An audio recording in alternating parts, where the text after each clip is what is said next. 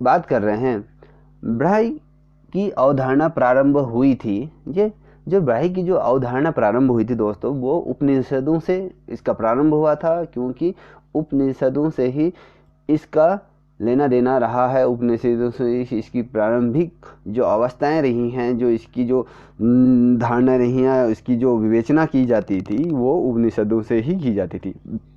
अब जो अगला क्वेश्चन है, परीक्षा की दृष्टिकोण से महत्वपूर्ण है, वो है आपका पाकिस्तान प्रस्ताव का प्रारूप बनाया गया। अब जो पाकिस्तान का जो प्रारूप बनाया गया, आज जो भारत से जो पाकिस्तान अलग जो पृथक होकर जो पाकिस्तान का जो निर्माण हुआ था, जो उसका जो प्रारूप बनाया गया था, वो सिकंदर हयात खान द्वारा इसका प्रारूप बनाया गया। उसका एक खाका तैयार किया गया थी कि पाकिस्तान के अंतर्गत क्या क्या चीज़ें होंगी, पाकिस्तान का के लिए हमारे भारत से कितना भूभाग अलग होगा, पृथक होगा, वो पाकिस्तान में सम्मिलित होगा। ये जो चीज़ें बनाई गई थी, एक खाका तैयार किया गया था, वो सिकंदर हयात खान द्वारा इसको निरूपित बनाया गया था। और इस पे जब सत्ता में जब कांग्रेस सरकार थी, जब देश आज़ाद हुआ था, तो उसी समय में एक अलग राष्ट्र के निर्माण की सुबगार तेज हो गई थी कि हमें एक अलग, जो मुस्लिम समुदाय के लोग थे, उन्होंने मांग करी कि हमें एक अलग पृथक देश या राज्य की मांग करी थी। तो उसके नतीजा क्या हुआ, पाकिस्तान एक भारत से पृथक होकर एक अलग देश के तौर पर उभर के सामने आया। ठीक है, अब आते हैं, अगला क्वेश्चन है,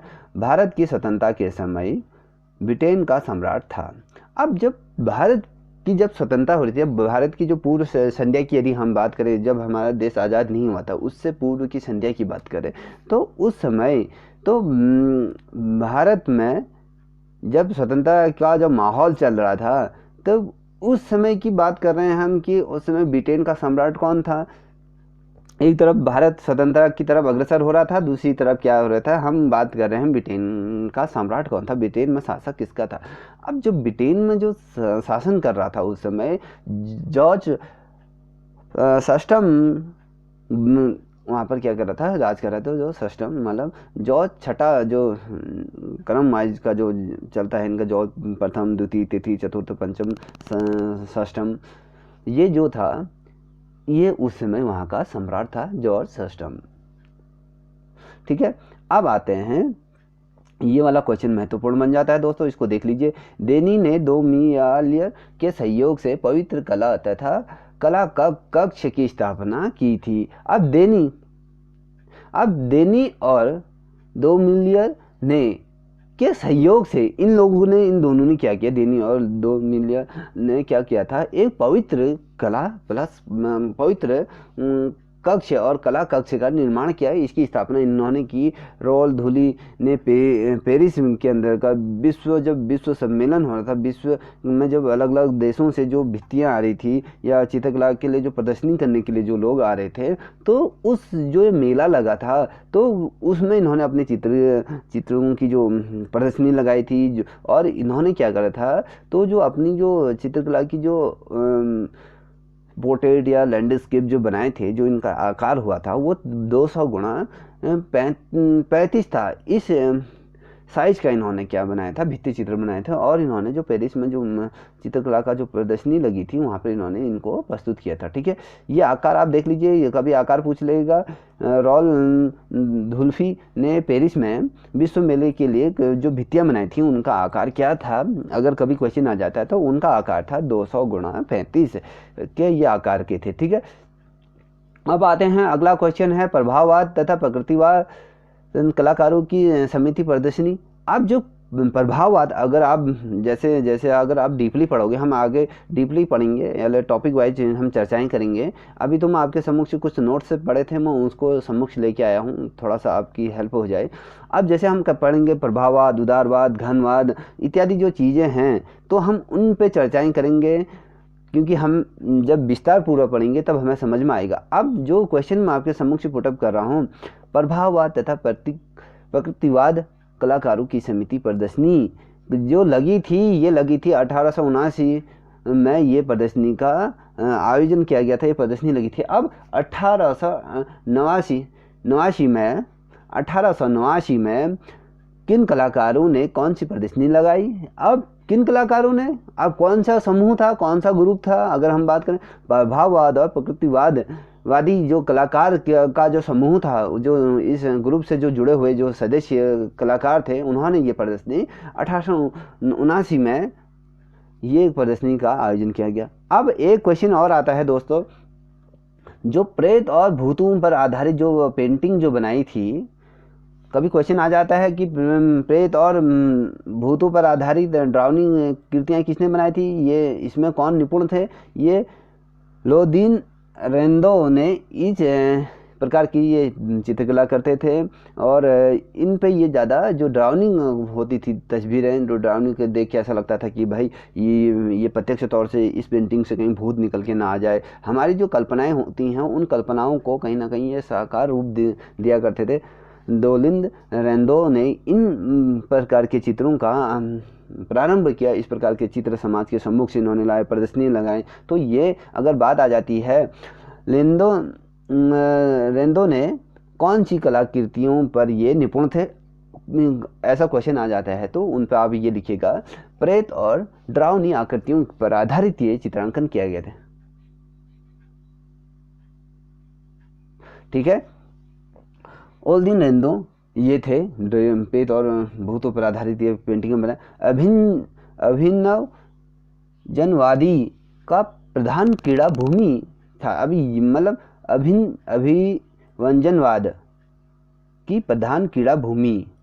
अब जो अभिव्यंजनवाद की जो प्रधान भूमि, मतलब जहाँ पर इसकी जो अभिव्यंजनवादी जो कलाकारों का जो समूह था, इनकी जो प्रमुख जहाँ से इसका उदय हुआ, ये कहाँ पर है, ये है जर्मनी में। ठीक है, अब ये जर्मनी से इसका कहीं ना कहीं इस चीज़ का प्रारंभ हुआ था, और यहीं से इसका जन्म भी हुआ था। अब अभिव्यंजनवाद का जन्म किसने को जाता है, इसका जन्म किसके द्वारा हुआ या कब हुआ। अभिव्यंजनवाद को जन्म दिया। अब अभिव्यंजनवाद को जन्म किसने दिया। अब एडवर्ड मुक एक विदेशी कलाकार हैं, इन्होंने इस अभिव्यंजनवाद को इन्होंने जन्म दिया था। देखो, एक क्वेश्चन इसी के पैरेलल ये वाला क्वेश्चन भी बना। ठीक है, अब दो क्वेश्चन इसके अंतर्गत आ रहे हैं। अभिव्यंजनवाद की प्रधान क्रीड़ा भूमि थी, ये थी जर्मनी में। अब बात कर रहे हैं अभिव्यंजनवाद की जो को जन्म किसने दिया, वो एडवर्ड मुक ने इसको जन्म दिया था। अब एडवर्ड मुक कौन है, अब थोड़ा सा उनके बारे में हम थोड़ा सा समझ लेते हैं। इन्होंने क्या किया था, एक सेतु नामक संस्था की स्थापना की थी, जो 1905 में इन्होंने इस संस्था की वो स्थापना की थी। अब म्यूनिख में इन्होंने क्या करा था, 1911 में कला अवरोधी संस्थान की भी स्थापना इनके द्वारा की गई थी। इसके अंतर्गत हरी पट्टी प्रभाववाद का भी विस्तार जो किया गया था। मातिस का ही इसमें क्या था, महत्वपूर्ण भूमिका रही है, कहीं ना कहीं ये देखने को हमें मिलता है। ठीक है, अब जो क्वेश्चन बन रहा है, अब म्यूनिख में 1911 में कला अवरोधी संस्थान की स्थापना की गई, और हरी पट्टी फादवाद का विस्तार का जो चित्र बनाया है वो किसने बनाया। अब मातिस का ये चित्र है। ठीक है, ये मातिस द्वारा इसको बनाया गया। अब जॉर्ज ब्राक का जन्म कहाँ हुआ और कितने सन में हुआ, ये क्वेश्चन कभी आ जाता है, तो दोस्तों इसको आप गलत ना कीजिएगा। ये क्वेश्चन बहुत महत्वपूर्ण भी है, क्योंकि छोटे छोटे क्वेश्चन में पूछे जाते हैं। अब जॉर्ज ब्राक का जो जन्म हुआ था वो पेरिस में जन्म हुआ था। अब इनके किस सन में इनका जन्म हुआ था, ये 1882 में इनका जन्म हुआ। अब जॉर्ज ब्राक का जन्म पेरिस में हुआ, 1882 में इनका जन्म हुआ था। ठीक है दोस्तों, अब अगले क्वेश्चन की तरफ आते हैं। महत्वपूर्ण प्रश्न की सीरीज लेते हुए मैं आया हूँ आपके समूह से। प्लीज़ इसे लाइक शेयर कमेंट करना ना भूलें। अब जो अगला क्वेश्चन है हमारा, वो प्रभाववाद का प्रमुख कलाकार किसे माना जाता था, ये कौन है, ये कभी क्वेश्चन आ जाता है। अब ये थे माने, इनको प्रभाववाद का प्रमुख कलाकार माना जाता है। अब माने को किस का कलाकार माना जाता है, कभी क्वेश्चन आ जाता है, तो माने किससे संबंधित है।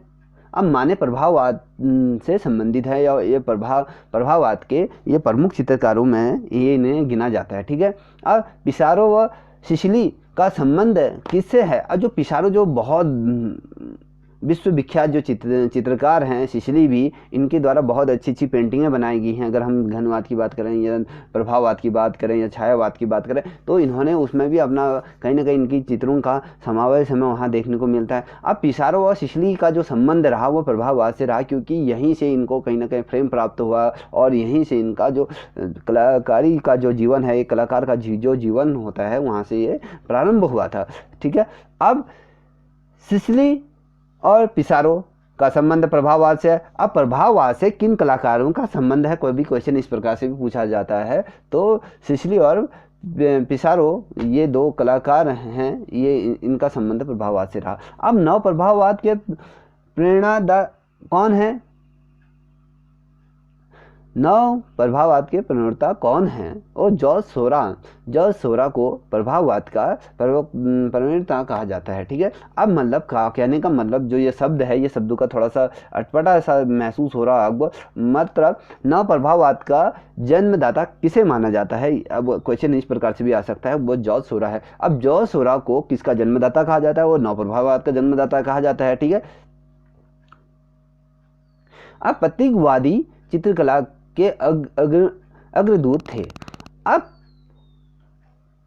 प्रतीकवादी चित्रकला के अग्रदूत थे। अब ये जो थे, ये थे मॉल गाग्निक, ये प्रतीकवाद के चित्रकला के अग्रणी दूत थे। मतलब इन्होंने इतना ज़्यादा भूमिका निभाई इस प्रतीकवादी के अंतर्गत कि पॉल गाग्नी को ये श्रेय जाता है।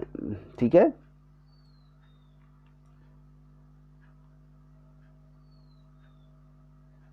अगला क्वेश्चन है, मोरिस देनी कलाकार थे।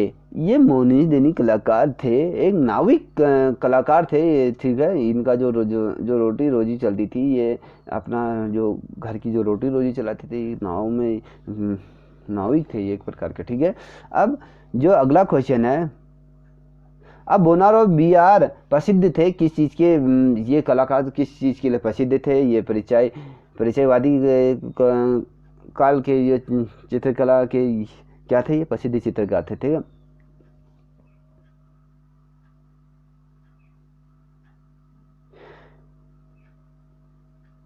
अब मालामेस एक थे, कभी क्वेश्चन आ जाते हैं, ये एक कवि थे।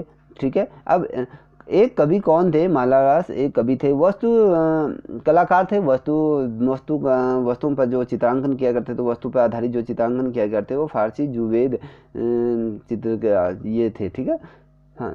अब भाववाद के नेता कौन थे? अब भाववाद के नेता कौन थे भैया? इससे पूर्व ये क्वेश्चन आ चुका है, मैंने आपको बताया था। ये आरिमातिस ये भाववाद के ये नेता थे, मतलब एक तरह की इनका बोलबाला इस ग्रुप के अंतर्गत था। ठीक है, अब अगला क्वेश्चन आता है, लाल चित्रकला कक्ष के चित्रकार हैं। लाल चित्रकला कक्ष के चित्रकार हैं ये मातिस ही। ये लाल चित्रकला पर आधारित पेंटिंग बनाया करते थे। मातिस ने चित्रशाला खोली। अब मातिस ने जो चित्रकला खोली, मगर इसे इस प्रकार से भी कह सकते हैं हम, मातिस द्वारा जो कला कक्ष का निर्माण किया गया था, वो कब किया गया था? वो 1908 को किया गया था। अब मातिस ने चित्रशाला खोली 1908 को। ठीक है, इस प्रकार से क्वेश्चन आ सकता है।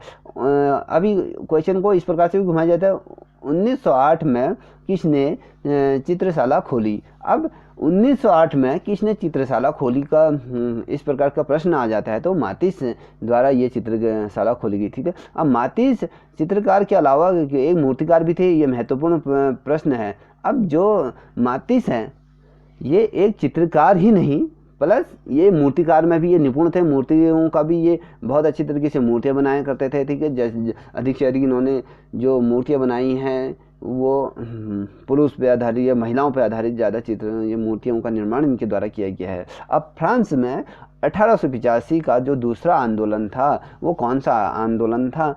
अब जो फ्रांस में जो आंदोलन हो रहा था, जो चित्रकला से संबंधित जो आंदोलन चल रहे थे, वो 1885 में जो दूसरा आंदोलन चल रहा था, वो प्रतीकवादी था ये।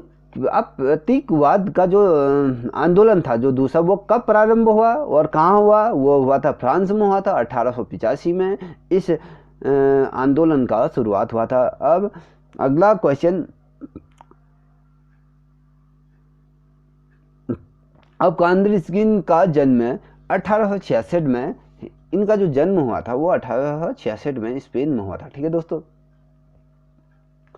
अब अगला क्वेश्चन आपके सम्मुख से आता है, महत्वपूर्ण प्रश्न है, आध्यात्मिक संगीत की कला नामक पुस्तक। अब जो आध्यात्मिक मतलब जो आध्यात्म से जुड़ा हुआ संगीत, एक तरफ उसमें आध्यात्मिकता की भी बात हो रही, संगीत की भी बात हो रही, कि नामक कला पुस्तक का विवेचन किसने किया, ये इसने किसने लिखा? ये पुस्तक का जो रचयिता थे, जो जिन्होंने इस पुस्तक को लिखा, वो इब्राहिम लिंकन द्वारा इस पुस्तक को लिखा गया था। ठीक है। अब इब्राहिम लिंकन द्वारा कौन सी पुस्तक लिखी गई है? आध्यात्मिक संगीत की कला नामक पुस्तक इनके द्वारा लिखी गई है। ठीक है। अब पाली कली के पिता थे, अब वो एक संगीतज्ञ थे, क्योंकि पाल कली के जो पिता थे वो एक जाने माने संगीतज्ञ थे। ठीक है। अब घनवादी कला में नियम और व्यवस्था महत्वपूर्ण थी। अब जो घनवादी जो चित्रकार के जो ग्रुप रहा, उसमें नियम और व्यवस्था क्या थी? महत्वपूर्ण इन चित्रकारों के समय रही, क्योंकि घनवादी के जो निर्माता रहे या उसके जो जन्मदाता रहा, उसको पिकासो थे। पिकासो का भी घनवाद से बहुत ज़्यादा गहरा संबंध रहा, क्योंकि घनवाद से ही पिकासो को एक फ्रेम प्राप्त हुआ। और इनकी जो पेंटिंगें थी, जो जनता के सम्मुख से एक ग्रुप के माध्यम से जब पेंटिंगें लगाए जाते थे, तो ये घनवादी काल के जो चित्रों को ये बनाया करते थे, उस समय ये बहुत ज़्यादा महत्वपूर्ण थे और इनके ही द्वारा इसको निर्मित किया गया था। ठीक है। अब पिकासो के चित्रों की यदि हम बात करें तो ये विश्वविख्यात चित्रकार हैं, क्योंकि इनके समान कोई दूसरा चित्रकार इस धरती पर हुआ नहीं। अगर हम बात करें पिकासो की जो चित्रों की, अवंतियों की सुंदरियाँ, इनका बहुत सुंदर चित्रांकन किया गया है। ये बहुत बड़ी पेंटिंग आज ये लंदन के न्यूयॉर्क में ये इसको लगाया गया है। ये संग्रहालय में, राष्ट्रीय नेशनल आर्ट गैलरी में इसको स्थापित किया गया है। वहाँ पर अवंतियों की सुंदरियों का जो चित्रांकन किया गया है, बहुत सी सुंदरियाँ हैं और ये बहुत बेहतरीन पेंटिंग है। अगर फिर एक दूसरा इनके द्वारा जो चित्र बनाया गया, बूढ़ा गिटार वादक, एक बूढ़ा व्यक्ति को उसके हाथ में गिटार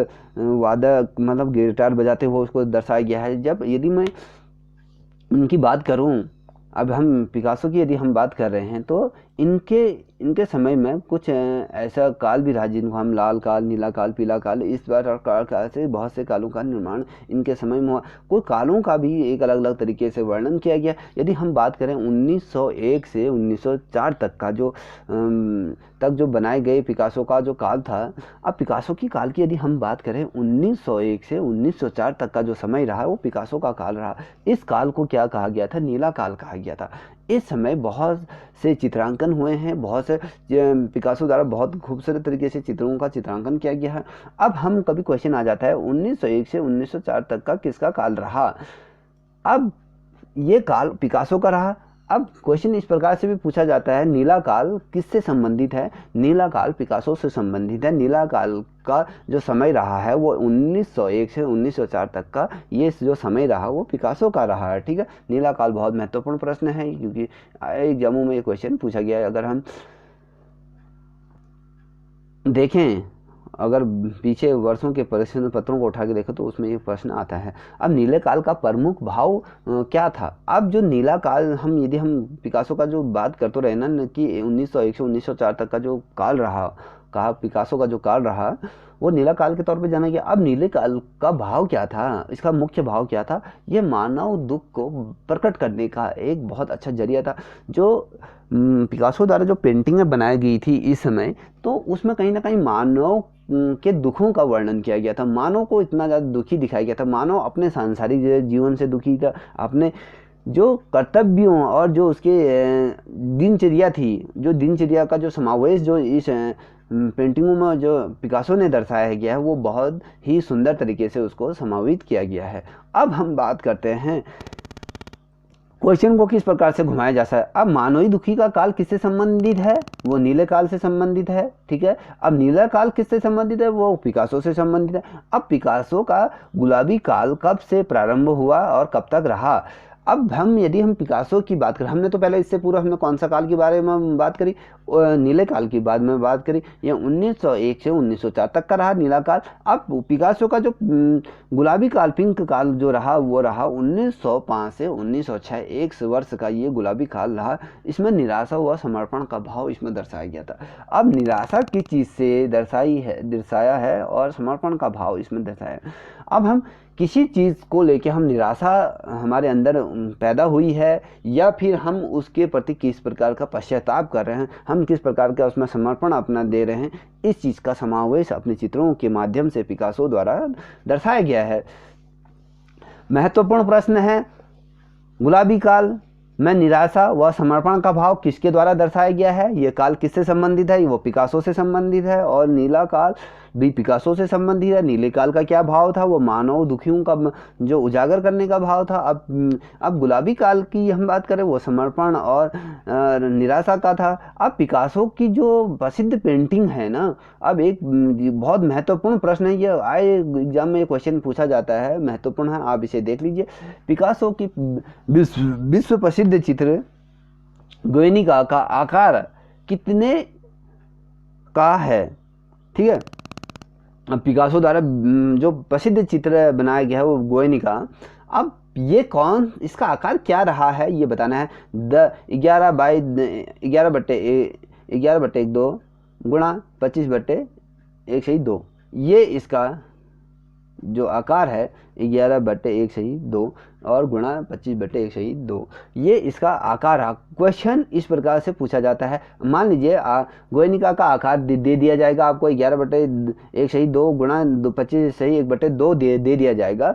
ये किससे संबंधित है, ये किसके द्वारा बनाई गई है, ये अलग से 4 ऑप्शन दिए जाएंगे, उसमें पिकासो का भी नाम। आपको इतना पता होना चाहिए कि पेंटिंग किसकी है और ये इसका आकार क्या है और ये पेंटिंग का नाम क्या है। जब तक आपको एक अच्छी तरह से याद नहीं होगा तब तक आप उसको नहीं कर पाओगे, ठीक है।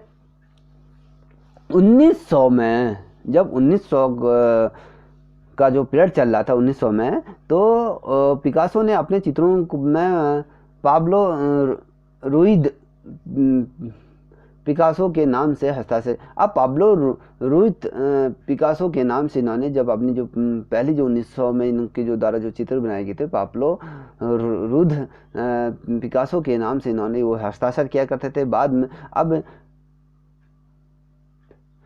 ठीक है, अब पाब्लो रुइज पिकासो के नाम से ये हस्ताक्षर करते थे, ठीक है। अब पाब्लो पिकासो के पिता का क्या नाम है, कि ये क्या करते थे, इनका व्यवसाय क्या था, क्वेश्चन इस प्रकार से भी आ सकता है, ठीक है। अब जो पाब्लो पिकासो, अब पिकासो, अब हमने क्या आज तक हम क्या सुने, पिकासो। अब पाब्लो रुइज पिकासो इनका पूरा नाम है। पिकासो के पिता का नाम होसे रुइज था और ये एक स्कूल के अध्यापक थे, इनका जो कार्यक्षेत्र रहा ये अध्यापक थे। अब पिकासो का जन्म और मृत्यु की यदि हम बात करें, पिकासो का जन्म 1881 में इनका जन्म हुआ और इनकी मृत्यु 1973 में इनकी मृत्यु हो गई थी, ठीक है। अब पिकासो का जन्म की बात कर रहे हैं, पिकासो की मृत्यु की बात करें, कभी क्वेश्चन पूछा जाता है इसमें आपका उसका जन्म का भी दे देगा, मृत्यु का भी दे देगा। अब मान लीजिए कोई क्वेश्चन ऐसे दे देते हैं, पिकासो का जन्म कब हुआ था, अब उसमें यदि 1881, 1882, 1973, 1974, ये 4 क्वेश्चन इस प्रकार से दिए जाएंगे। आपको पता होना चाहिए कि पिकासो का जन्म कब हुआ, 1881 में, और उनकी मृत्यु 1973 में उनकी मृत्यु है। और जो मैं शैली विहीन चित्रकार हूँ, ये भी पिकासो ने कहा था कि मेरे अंदर ऐसी कलाएं हैं, मैं किसी शैली से किसी प्रकार का संबंध नहीं रखता हूँ और मैं शैली विहीन, मैं किसी शैली पर आधारित चित्र नहीं बनाता हूँ। जो मेरे मन में आते हैं मैं उस पर आधारित चित्र बनाता हूँ, जो मेरे मस्तिष्क से, जो मेरे सोच में जो चित्रांकन की जो छवि उभरती है मैं उस पर आधारित चित्रों का समावेश बनाता हूँ। ये पिकासो द्वारा कहा गया था, ठीक है। ये मैं शैली विहीन चित्रकार हूँ, ये किसके द्वारा कहा गया है, ये पिकासो द्वारा क्या है। अब पिकासो द्वारा महत्वपूर्ण शब्दों का वर्णन किया गया है, मैं शैली विहीन चित्रकार हूँ। ठीक है।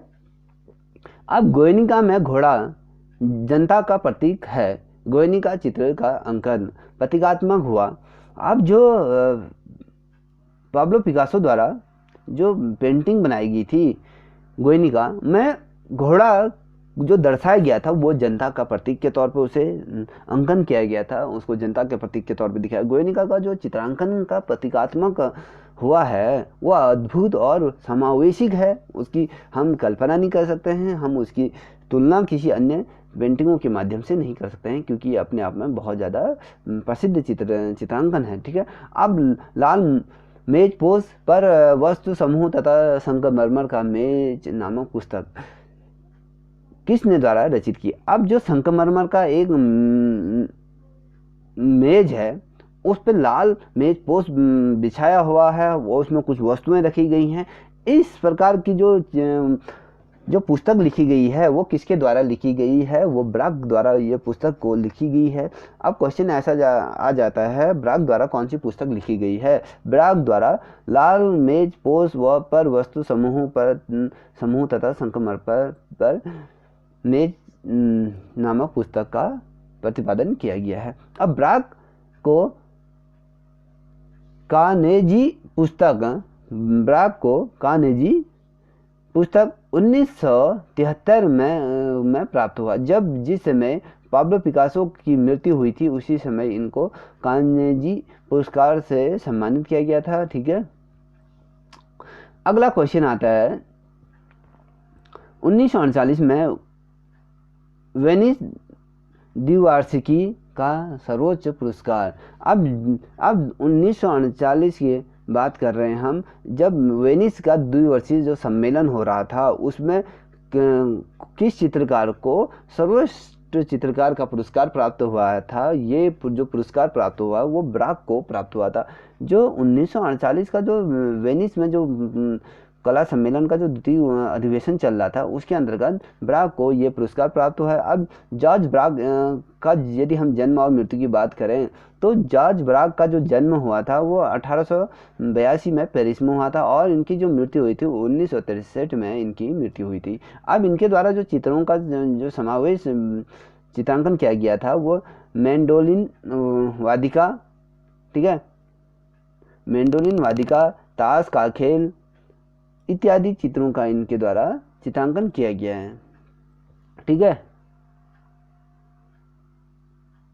अब कांदिंस्की ने, अब एक अलग नया क्वेश्चन है, कांदिंस्की ने 1909 में म्यूरिन में एक नाव कलाकार मंडल की स्थापना की गई थी। ठीक है। 1909 में ये एक नव कलाकार मंडल की स्थापना की गई थी। ठीक है। अब पो एशिया नामक पत्रिका का प्रकाशन किस वर्ष हुआ था? अब ठीक है, पो एशिया का जो चित्रों का जो प्रकाशन हुआ था, जो इस पत्रिका का जो प्रकाशन हुआ था 1905 में इस पत्रिका का प्रकाशन किया। अब सर्वोच्चवाद का उदय कब हुआ था और इसके जन्मदाता कौन है, इसके प्रणेता कौन है, ये बताना है आपको। ठीक है। ये महत्वपूर्ण प्रश्न है दोस्तों। अब जो सर्वोच्चवाद का उदय हुआ था वो 1913 में इसका उदय हुआ। उस समय इसका प्रारंभ, इसकी नींव रखी गई थी, जिसके प्रवक्ता रहे हैं मालविच थे। ठीक है। अब कभी क्वेश्चन इस प्रकार से पूछा जाता है, मालविच किसके जन्मदाता थे? वो सर्वोच्चवाद के जन्मदाता। सर्वोच्चवाद का उदय कब हुआ? 1913 में हुआ था। अब काले पर काला, सफेद पर सफेद नामक चित्र किसके द्वारा चित्रांकन किए गए थे? अब काले पे काला मतलब काले रंग पे फिर काला रंग, सफेद पे सफेद नामक जो चित्र है मालविच द्वारा चित्रित किया गया था। ठीक है। अब मालविच द्वारा इसको चित्रांकित किया गया था। अब देखिए इनके द्वारा ही क्या किया गया था, सर्वोच्चवाद का भी उदय इनके द्वारा किया गया था 1913 में। और जो काले पे काला और सफेद पे सफेद जो चित्रांकन और जो चित्र बनाए थे मालविच द्वारा ही इनको वो चित्र बनाया गया था। अब कुटिया का दृश्य का जो चित्रांकन किया गया है, कुटिया का दृश्य चित्र वह अखाड़ा वृक्ष किसके द्वारा चित्रांकन किया है? ये मोदितयान द्वारा इसका चित्रांकन किया है, मोदितयान। ठीक है। ला फेगारो नामक पत्रिका का प्रकाशन कहाँ से हुआ? ये पेरिस से इसका प्रकाशन किया गया था। ठीक है दोस्तों, आज के लिए इतना ही।